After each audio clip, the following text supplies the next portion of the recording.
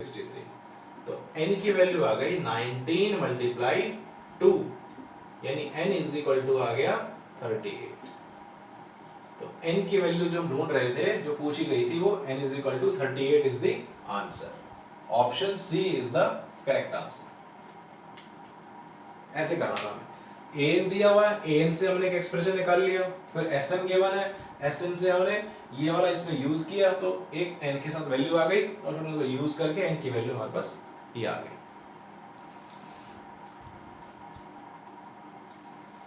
अब next question is the sum of first 5 multiples of 3। देखिए इसमें क्या कह रहा है, हमें सम निकालना है, लेकिन किनका, पहले 5 मल्टीपल्स ऑफ 3 का हमें सम निकालना है। तो देखिए लिख लेते हैं पहले उन्हें हम, कैसे होंगे वो। पहला मल्टीपल होगा 3 का 3, उसके बाद होगा 3 2 6, 3 3 9, उसके बाद होगा 3 4 12 और फिर होगा 3 5 50।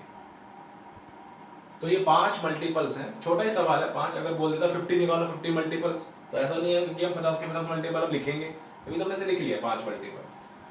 तो ये एपी है, ठीक है, और हमें इसका सम निकालना है। तो इस वाले एपी में फर्स्ट टर्म कितनी है, यानी a इज इक्वल टू आ गई 3, ये इसकी फर्स्ट टर्म हो गई, और d इज इक्वल टू कितनी है, ये भी 3 है, क्योंकि second term minus first term, third term minus second term, सबको करेंगे तो डिफरेंस कितना आ रहा है, हर टर्म में 3 3 का आ रहा है। और n की वैल्यू कितनी है, नंबर ऑफ टर्म्स कितने हैं इसमें, 5 है, वी हैव 5 टोटल टर्म्स, ठीक है। अब हमें निकालना है इसका सम। तो सम ऑफ n टर्म्स का फॉर्मूला होता है, फिर से लिख देते हैं इसको, n/2 2 into a plus n-1 into d, और निकालना है मुझे सम ऑफ 5 टर्म्स, फर्स्ट 5 टर्म्स। तो n की जगह मैंने पुट कर दी 5, तो n इज इक्वल टू 5/2, ठीक है, 2 into a, अब a कितनी है 3 है, प्लस n कितना है 5, तो 5 - 1 4 लिख लेते सीधा, और d कितना है, ये भी 3 है, तो यहाँ लिख लिया 3।